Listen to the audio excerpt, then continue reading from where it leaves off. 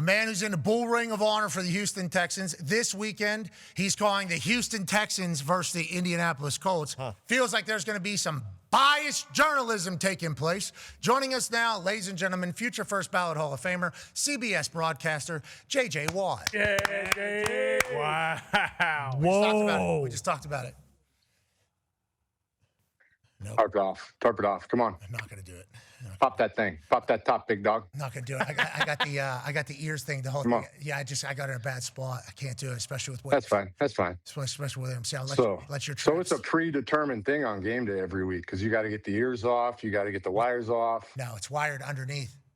Good beard. Everything's wired underneath. Never on my show do I wire underneath because I don't need to be shirtless in a Thunderdome. I didn't do that.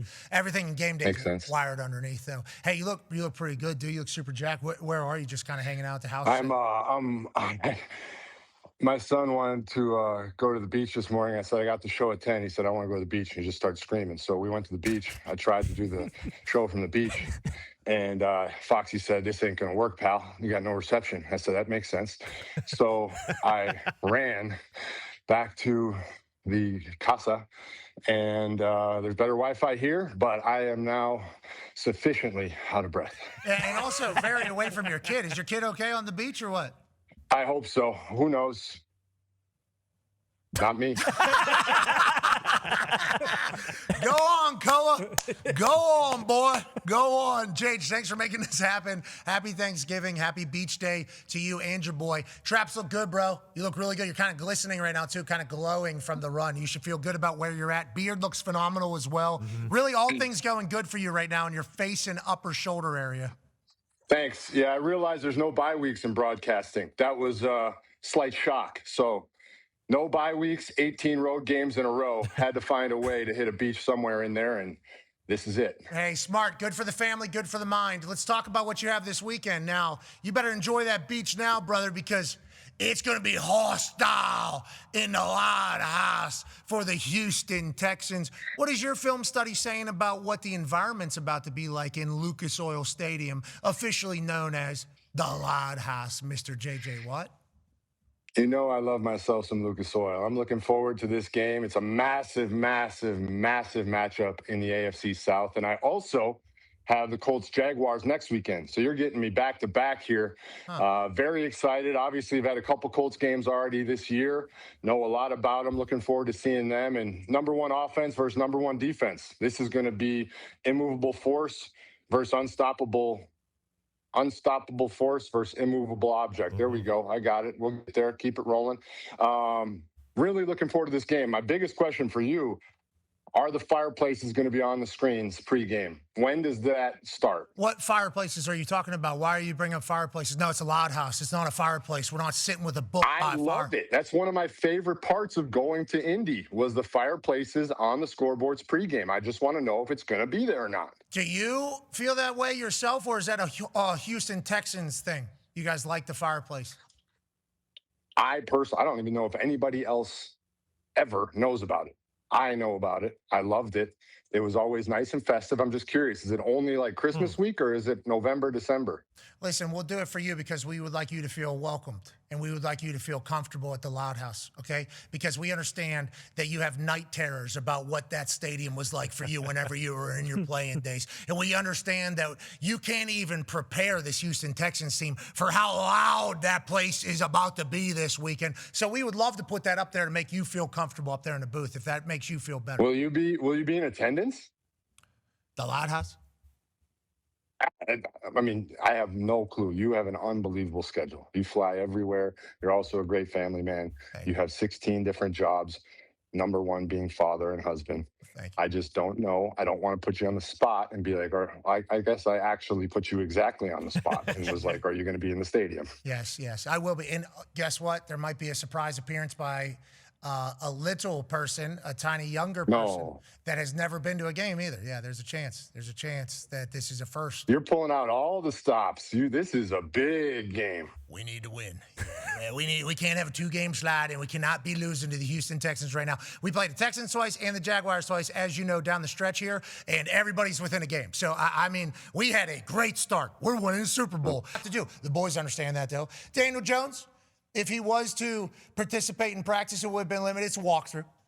So ain't no problems there. You know, his name popped up in a notification from a fantasy football app on Tone's phone, and it said something that was very alarming to me. I immediately FaceTime my source in the building and go, excuse me? What the hell is happening here? We don't give out their designation until Friday. It's a walkthrough. Everything. What are we talking about? Thank you. Okay, we need to make sure that's what we're talking about this entire time. How do you think the unstoppable force and the immovable object are going to kind of square off? What did you see from the Chiefs game? Have you watched the film of what the Colts did? And do you think the Houston Texans, C.J. Stroud, we assume is going to be a quarterback if he gets out of concussion protocol, do you think they'll be able to do the same thing that the Chiefs did to the Colts defense, which was literally just crossers? You got, literally, that's all they did the whole time. And you just got Sauce chasing the entire time across the entire field, Ward chasing the entire time across the other way. And it's like, this is what everybody expected from the Chiefs. They have speed, they use it. They got guys that can go underneath. Now they're going to have a run game too coming back. It's like they did what we have seen old Chiefs do, which is basically run our defense off the field. And then they do a 4.5-minute drive at the end of the fourth quarter to tie that thing up and then get the ball right back in overtime after 3 and out. It's like our defense... did they get exposed, or was it just the Kansas City Chiefs are very, very good? Like, how should I be viewing what happened to us? Because it got to a point where we could not stop them if they wanted to really go, even though we had the lead for most of the game. Yeah, I mean, the end of that game obviously did not go anywhere near the way you guys wanted to go. It's with the 3 and outs on offense, which at times your best defense is your offense. It's keeping the ball, time of possession, moving it down the field, getting first down after first down, and just being able to build up those leads, which you've done so many times this year. And then that fourth quarter and overtime was just 3 and out city. And then what I look at is I think back to that Pittsburgh game where the Colts had some struggles in Pittsburgh, and that was they stopped the run, and then they got after Daniel Jones and had tons of takeaways that game, obviously. And then you look at the Chiefs here, and something that the Colts have done, there's a few things. On offense, they went with a ton of block up. They did have a whole lot of max protection and trying to give Daniel that time, but not having as many guys out in the routes. And then you look at the defensive side, since Sauce has come over, their man coverage, rightfully so, obviously, has gone way, way, way up. So some of those crossers where you're talking about Sauce chasing guys across the field and some of these other DBs, that man coverage is kind of what puts you into those situations. And we all know, and I feel like it's not talked about enough, DeForest Buckner being out is so massive, man. That guy is unbelievable. I love watching DeForest play. So the Texans defense, as everybody in the nation saw on Thursday night against the Bills, is for real. They are very legit. And when you turn on the film and you watch the way they communicate, you watch the way that they fly around, it's incredible. And so the Colts offense, with Shane Steichen's mind and their ability to do so many things, and Jonathan Taylor and Tyler Warren and everybody involved, versus this defense is an analyst's dream. I cannot wait to watch this game and see. I believe the stat is the last 5 times the number one offense has played the number one defense, the number one offense is 5-0. Yeah! Wow. Yeah, we like that. Get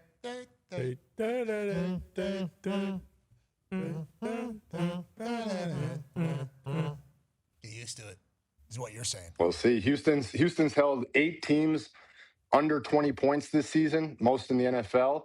Colts, obviously, the only team in the NFL to score 20 or more every single game. And I believe, again, back to the last 5 times the number one has faced number one, the offense has scored over 20 points each time. So history is certainly on the offensive side in this, which would say it's on the Colts side. This Houston defense is just nasty and mean and flies around. It's crazy, man. You watch the tape and it looks like they're in fast forward. So this is going to be a heavyweight matchup. I'm so excited we're on the call. You want to do a couple more stats, too? I think the Colts have only punted like 22 times going into Week 13. Damn. I think they've only had to punt that. And obviously turnovers from a couple different – if you were eliminated 2 games – you know, I think the turnovers are at like next to 0. But on that note, you know, who knows what we are at this stage of the season, you know? Jonathan Taylor for a long time was the MVP conversation. Now CMC is the running back that's in that conversation. We can obviously flip it around against the number one defense, but it's going to be tough. It's not just the run game that we have to get going. We're going to have to be able to protect Danny Jones just a little bit. And it feels like Houston's built to kind of dominate. The Houston sack station is certainly becoming a topic of conversation. Go ahead, AQ. Yeah, JJ, I really like the two tackles in Buffalo, and they struggled mightily against those two edge guys. I know you've talked about the whole defense as a whole, but having Danielle Hunter and Will Anderson and what they're doing, 21 sacks between the two of them, how important was it to see them with the rush lane integrities and keeping Josh Allen bottled up? Yeah, D'Amico actually talked about this on his radio show this week, and it was really interesting. The Bills did go with heavy five-man protection. They didn't give a ton of extra help, and against those guys, you just can't do it, no matter how good your tackles are. And like you said, those are two good tackles. So for those two guys, it's pretty crazy. They have this thing where it seems like they've synced it up before every play, where one guy may rush high and the other guy rushes low, so that they're never off kilter. But it's not how it is. I've talked to them both about it, and they said it just naturally happens that way. And you watch that game, and you see him win with speed. You see him win with power. You see him win with spin moves. You see him win with a rip move. They do it, and then you see Will win with relentless effort, just 15-second sack. Like, they have everything you want in a pass rusher, and they also stop the run. It's pretty cool. And then you flip it over to the Colts side, and you have Latu. That D line is making plays. This game is going to be great. It is, and it's going to be in a lot house. We know what that means. I can't wait to see it. Are you going to get on the mic? You're going to feel it, brother. No, I'm not. I don't get on the mic for that. No. Just playoff basketball. I'm excited to see the booth. I feel like Lucas Oil would have a good booth. That's something I'm learning this year. Every stadium, very different booth setups. I feel like Lucas Oil is going to have a nice setup. It's all in how old the stadium is, I think, from my understanding of the booth setups. The newer stadiums have a little bit nicer booths because I think they think about like, hey, the TV broadcast, very important to the entire business here. Back in the day, I think it was like, yeah, these pieces of shit, they got to call the game somewhere to put them in there, basically. Some of those booths are bad, right? Some of these places are not good. Yes. Yeah. Biggest thing for me, if you got a bathroom in it. I can't be running down the hallway at the end of the first quarter if I got to take a piss because I drank 6 coffees before the game.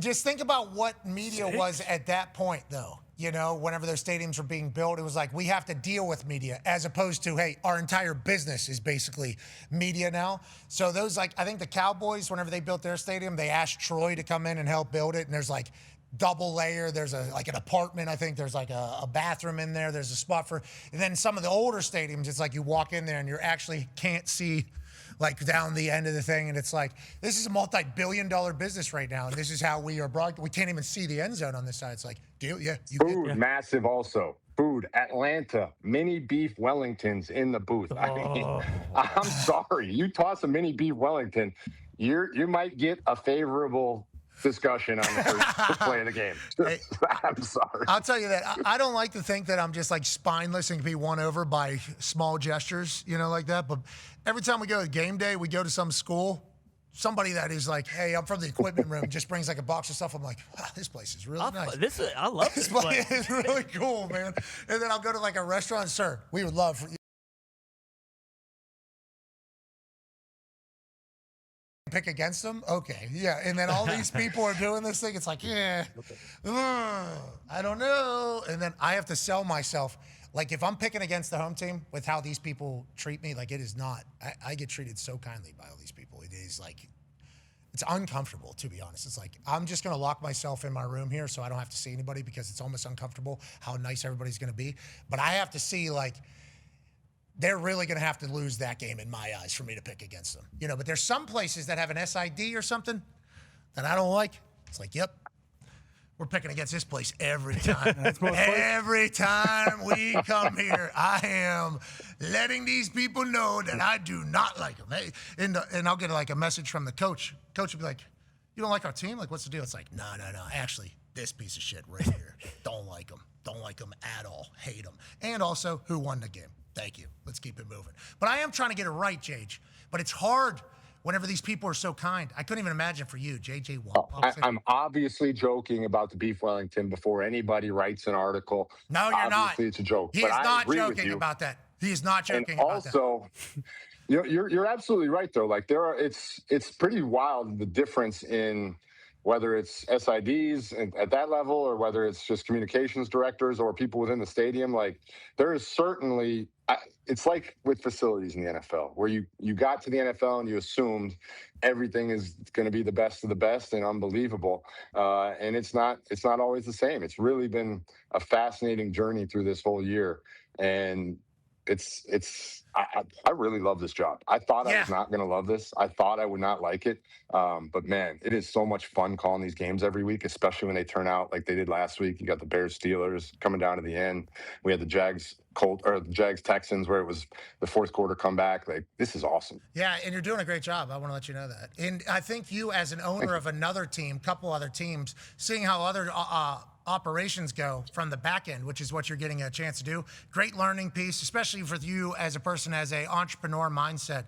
Yeah, getting a chance to watch how places operate and being a part of it is a very cool thing. And you're doing a great job, brother. You're doing a great job. We're about sick of you calling TJ's games or Texans games, though. It feels like that's a little bit of a setup. I think after this game, it'll be 8 out of 13 is either a Steelers or a Texans game. And like, people are like, oh, wow, what a nice perk. You got them to put you on these games. This is 100% literally based off of market sizes. And this is, Ian Eagle had Steelers and Texans games all last year, but it is harder because I literally have to go people automatically assume you'll be biased. So then you try really hard not to be biased, which I feel like I've done a good job of. It's good. You know what the problem is? The Steelers aren't good enough to get the number 1 crew at CBS, but they aren't small enough a fan base size to get the number 3 game. So JJ's right in that sweet spot, right at number 2. And his brother just so happens to be a Hall of Famer for them right now, who has more sacks than he does.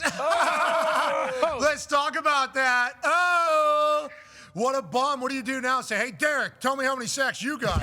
Is that you just take a shot at somebody else? How's this kind of work? And I'm very thankful that you got a chance to be there. The whole thing was sick. And your preposterous line about putting the pads back on, beautiful reaction. Felt like it was in the moment, even though you certainly had to have thought about how you would think you would react whenever this would happen. What are your thoughts on it? There has to be a great sense of pride in what your little brother's doing. It was my reaction in time of saying, if you're going to do it, that's one hell of a way to do it, was just pure spontaneity and accurate, because what a way to do it. A sack. I don't believe he's ever directly caused a touchdown with a strip sack before. It was really, really cool to have my brother and his kids there, to have my parents there. I did not think it was going to be that big of a deal. I swear to you, we never talked about it until the actual day of the game. We talked about it in our production meeting with my crew and everything, just how are we going to handle this. TJ and I did not talk about it until in the tunnel before the game. Like, hey, today might be the day. And it turned out to be much cooler and more special than I thought it would. I've always said I'll be unbelievably proud of him whenever it happens, and I believe he'll shatter every record I have. And I could not be happier for him. He works so hard. He's done it at such an insanely high level for so long. He deserves it, and he'll break everything I got. Yeah, well, I think that's why you do what you do, and you lend the game to your little brother so he'll take it to the next place. It's a beautiful story of sport and football and brotherhood. I think the way you two have kind of handled it all, especially with how there's clear admiration from both of you for each other, which goes back to you.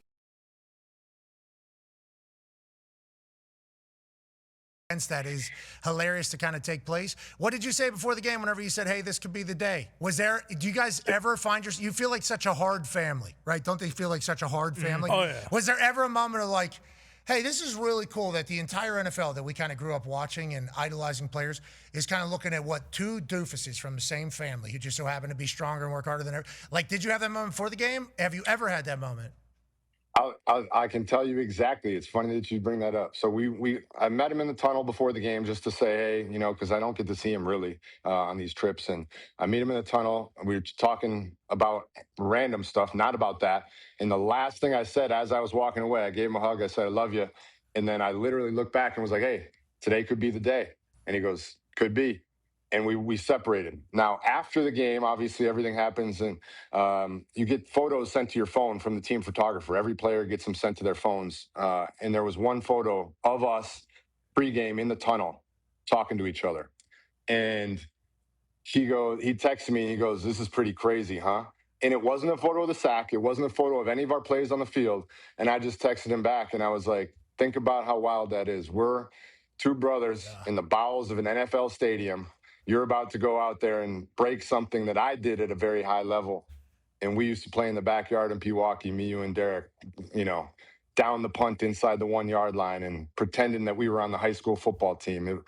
That was the first time, I think, where we truly were like, this is crazy. Yeah. And it was being in the bowels of the stadium, not being on the field. Yeah, and having a photo of that moment, knowing that in that conversation you say, hey, today could be the day, and he just goes, could be, and then goes out there, that's like fairy tale movie type stuff. Now, we leave the tag game show out of it. You remember when he had that? That was awesome. We keep that one out of the movie, but I think this is No, tag I swear, it's like you have like a pre-interviewer, because Tag has a scene in this weekend.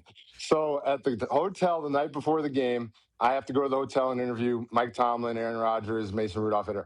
Derek goes to the hotel so he can see TJ before the game. Derek's kids watch Tag reruns on their TV because they just love Tag and obviously like to see their dad on TV. So in the defensive meeting room at the Steelers hotel, when I finish my meeting with Mike Tomlin, I walk in, they're playing Tag with TJ in the meeting room, saying they're the characters on Tag. See, you have like a ESP or some shit. It's crazy. Nah, I mean, maybe there's a reason I do this job, but there's a lot of things that could potentially come together for a perfect fairy tale movie. Jage, how impressed were you with the Bears on Sunday? I think a lot of people still don't really want to give them the credit for how good they are. Do you think that this team could ultimately make a pretty deep run in the playoffs? And how do you think they're going to fare on Friday against the Eagles? So the Bears are one of those teams where you say, we're never going to apologize for winning. I mean, 8-3 is 8-3. They're playing great in a lot of facets of the game. I think there's two areas currently that can take them even higher. So first, I want to start with the stuff they're doing incredible. Takeaways on defense. Unbelievable. Insane level. Nashawn Wright's playing at an incredible level. They were missing 3 starting linebackers in that game, over 30% of their tackles on defense. And DeMarco Jackson fills in, takes the green dot, communicates the whole defense, has 15 tackles. But they do give up a lot of yards on that defense. They're a feast or famine. They either get a takeaway or they're giving up yards and points. So they need to get that part figured out. You can't just live and die by the takeaway.